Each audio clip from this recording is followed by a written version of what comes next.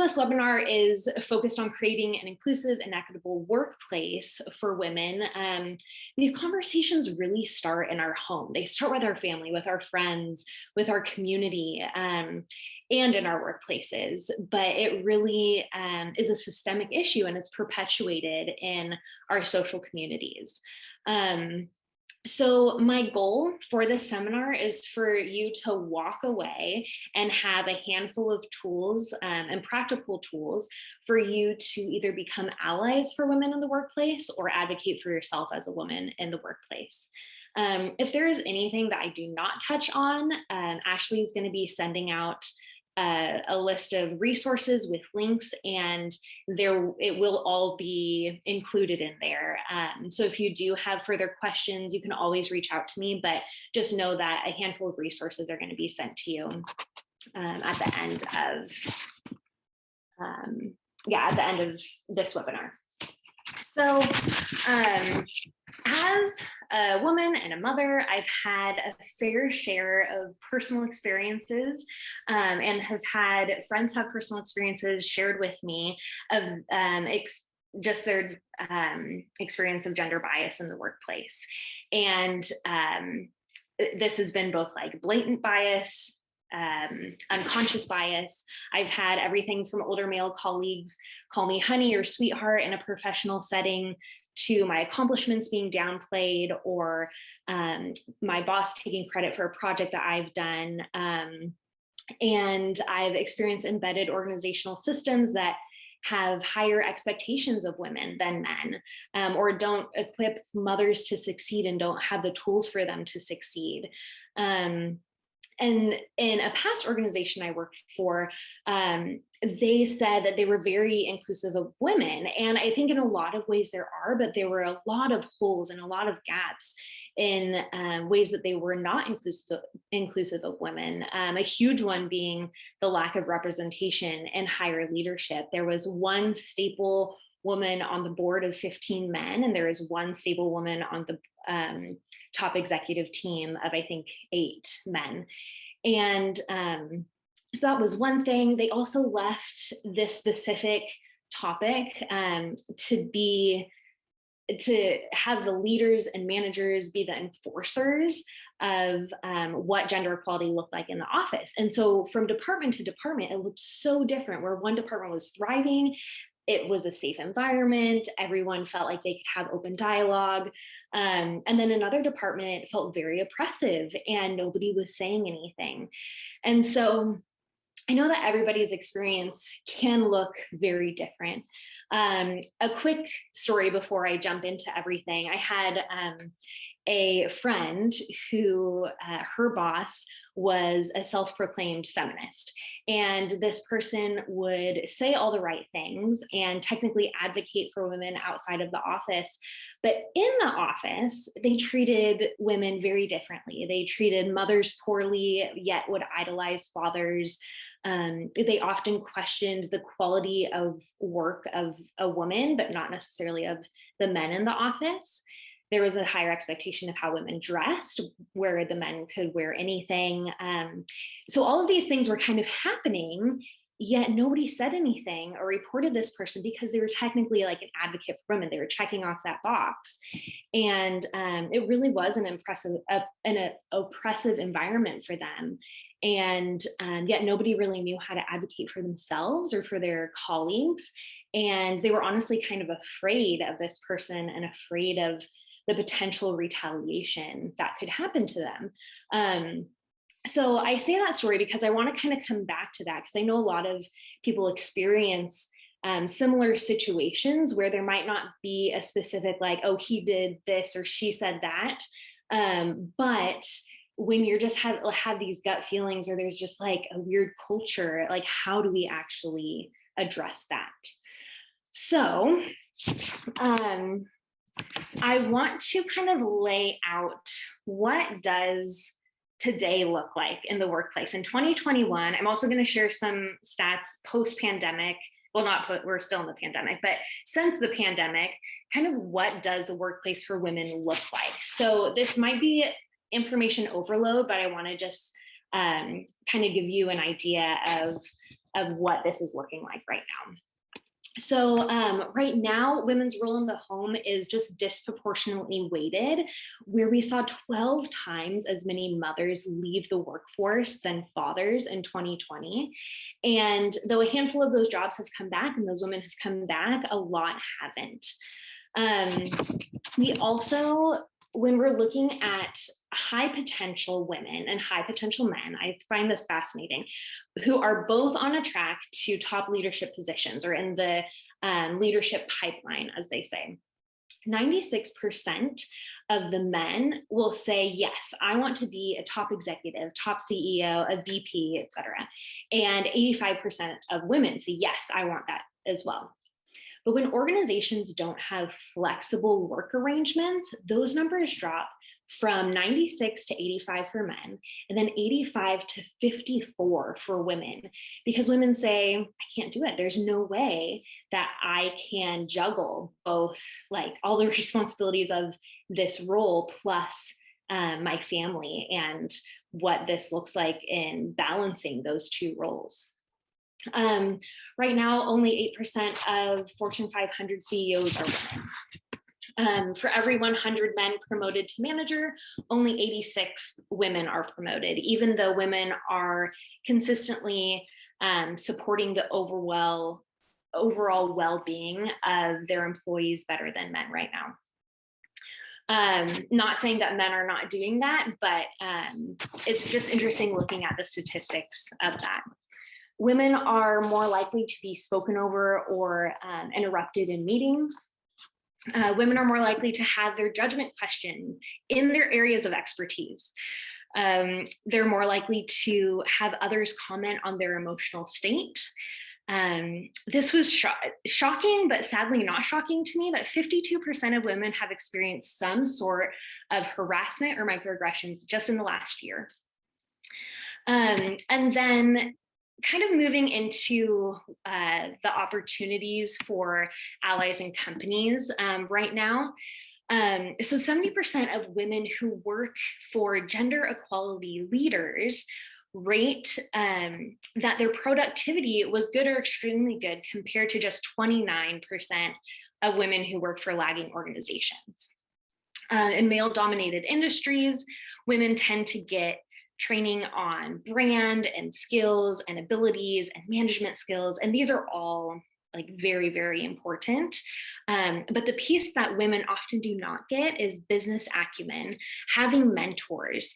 There really is a huge opportunity for men to be allies here, especially if you're a leader in the organization. And we're going to kind of come back to that piece in a little bit. We also, one thing that the pandemic has given us is flexible work arrangements. Now that it's way more obvious to the world that women have a lot to juggle, I think more than we maybe realized as a society, and specifically mothers, but what kind of flexible work arrangements can we keep to help women balance their lives a little bit more?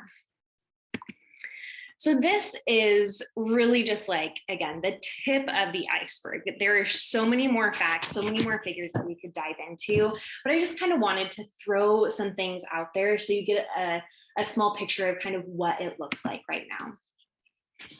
So we're now going to dive into practical tools of like things you can do as men and women in the workplace. But before we dive into this, I just want to throw out a few questions and just reflection questions. Grab one or two of these and write them down and kind of think through them as we're going over this next piece. The first one is evaluate your current workplace and climate and the community narrative that you're involved in, and what is your role in that? What are the expectations of women versus men in your workplace or community? What is your current capacity in these conversations? And not only that, but what can you do differently? We are all in very different work situations. I know some of you are in a one-person show where you are the only person in your company, and then others work in a corporate setting. And so whatever situation you're in, what difference can you make regardless of your scenario? And are you just checking off a box, or are you actually becoming an active ally in this conversation? And then how do we navigate the situations where we're fearful of the person perpetuating an oppressive environment? Or if we have like a fear of retaliation, which happens more often than not. So just think through some of those questions as we dive into this next piece of talking about practical tools. So some of these are going to apply more specifically to men. Other are going to be more applicable to leaders, some to women, some to people on the ground level front lines. So take what you can, and hopefully one or two of these really stick out to you. And there's so many tools out there that I'm again just kind of throwing out the main ones, but all of these are research-based that really does make a difference in your workplace. Okay, so the first one is identifying the faults in your current system at your organization. So what gaps are there in your company? And there are some. No company is perfect. You're going to have gaps there.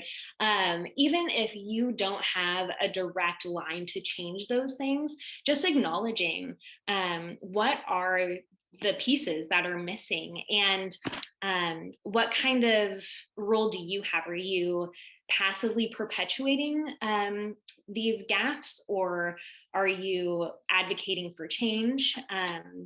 But understand what those faults are. That's, I think, kind of the first step in making change in your workplace.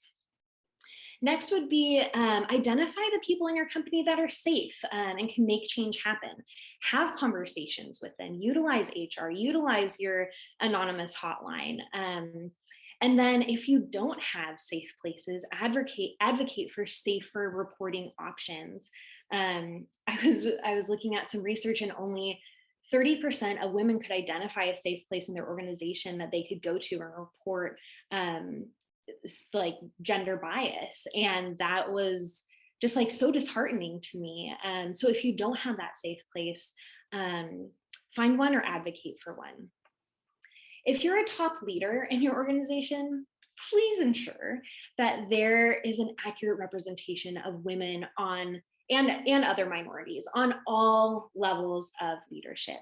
This does not mean you have a ticket woman on, or a ticket person of color on your board or on your leadership team. That is not accurate representation.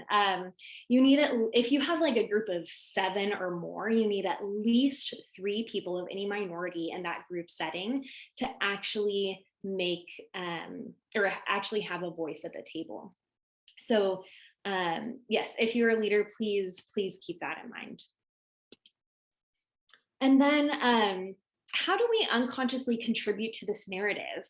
How do we redirect the conversation in our own mind and change our internal narrative? So for example, this feels a little vague, but for example, I was going over this webinar and going over my notes on an airplane the other day. I was flying to see one of my friends, and as I was writing, I look up and I notice we have a female pilot. And my gut reaction was, oh gosh, I hope she has the expertise to fly us safely. That was my gut response, like the irony of me like working on this webinar and then that being my response to the pilot. And so I try to be as intentional as possible. And in that moment, it kind of rewound and went back in my mind and said, this woman is highly qualified and she clearly has the expertise to fly this plane safely. And instead of just laughing it off and like, oh, that was ironic, I shouldn't have said that, actually changing that language and that narrative in my own mind to shift the language that I should be saying. It was such an aha moment for me. Like, man, our society really does portray how we respond to these certain like gender biases in the world. So anyways, that would be like, how do we consciously start redirecting our internal narrative? One easy step we can do is to celebrate the success of women in your company, whether you're a woman or a man. Give credit where it is due publicly, not just in the privacy of your one-on-one with this person, but acknowledging the hard work of women in front of others. Has been a huge shift in a lot of companies. And you have to be deliberate, you have to be conscious about it. And it takes intentionality to really remember how to do that, or to remember to do that. And this also kind of aligns with if you're in a meeting and a woman is interrupted, which can often happen, to help bring the conversation back to them and give them back the mic, just in a gentle way, but really like making note of that and redirecting that conversation. The next one revolves around unconscious bias. So right now, there are a lot of banks who are rolling out this unconscious bias training, and they deliberately have senior level men as the champions and leaders of these conversations, and really validating the need for this training. And right now, there are so many minorities out there like women that are advocating for themselves in an organization, asking for change, asking for others to join them. But it really is amazing how when an established power comes in and leads the conversation, the dynamic changes. The level of emphasis and importance around this conversation is completely shifted.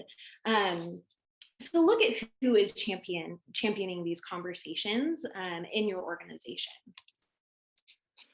Another thing is mentorship. This is like a huge thing right now in the research of women in the workplace. A lot of it is pointing to mentorship. So there's often this natural mentorship culture that happens with men in an organization. And often as a leader in the company, we want to mentor younger professionals that remind us of ourselves. And the issue comes when a majority of the top leaders are men.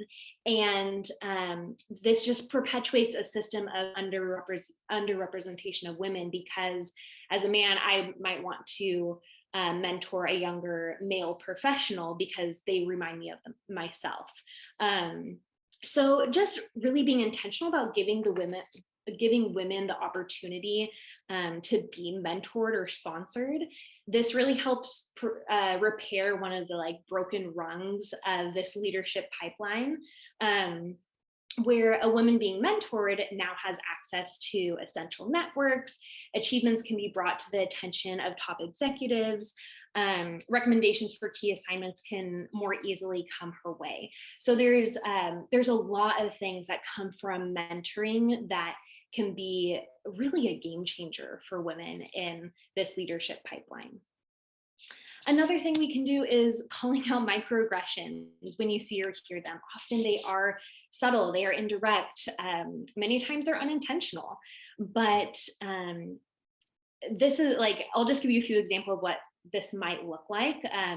So a man or woman might call a woman aggressive or bossy, where in a similar situation, they would call a man assertive or a go-getter. So just kind of calling out those negative nuances that you see.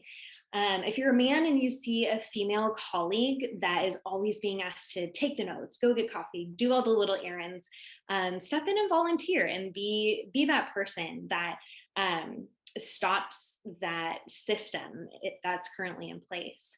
Sexist jokes, call them out, whether you're a man or a woman. And the thing is, the more we call out these microaggressions, the less likely they are to occur.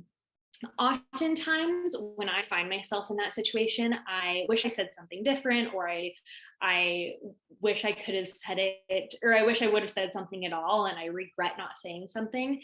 And one thing I've noticed that really helps is practicing these conversations. Practice it with your spouse, with your roommate, with your close friends, and debrief what you wanted to say, and then kind of make a game plan for the next time you encounter a similar experience, what you want to do and what you want to say. Listen to women, ask women how to become a better ally, listen to their stories, and then commit to being a true advocate, educating yourself, and really see what they actually want and need, and not assume that you know what they want and need. Numbers and check boxes really aren't enough. Culture is crucial. So creating and maintaining a work culture that really is inclusive when you're looking at your work from home flexibility, look at your maternity and paternity leaves, your on-site lactation rooms, how to make mothers successful at work, look at your written and non-written expectations of women versus men. Is there representation at every level? Really assess what the culture is and how is it being perpetuated, and then how can you shift what that culture looks like. Then being intentional about just inviting women into bigger conversations. Again, mentoring women, introducing them to other leaders so they can be mentored by them, opening doors and really just inviting them in. This is huge. And women look for these opportunities, and if they are being presented, say yes, and if they aren't, ask. Understand that you really are deserving of this time and space, and you need to be part of these conversations, and you deserve a voice at the table. And then more kind of on the meta level, companies really benefit by tracking their hiring and promotions to determine whether women, and especially women of color, are being hired and promoted at similar rates as other employees. If companies see gaps, they may need to fine-tune their hiring and promotion processes to really ensure that women are getting the mentorship and sponsorship and professional development needed to advance them in their career. And then last, advocate for training. Currently, the only mandated form of training kind of related to gender bias is sexual harassment training. And obviously we need that, and it is great, but does your company need more training? If there really is a culture where discrimination is actively happening, advocate to have more training on specifically gender bias and gender discrimination. So just to conclude this before we move into the discussion, I know it sounds cliche, but remember that the progress of equality and equity for women in the workplace really begins with you. It begins with the conversations you initiate. It begins with you calling out injustices and addressing the situation in which women are being treated unfairly. So I know I kind of like threw a ton of information at you at once, but hopefully there are one or two tools that you can kind of hold on to, or maybe aha moments that really resonated with you, where you can use them to help create an inclusive and equitable workplace for women.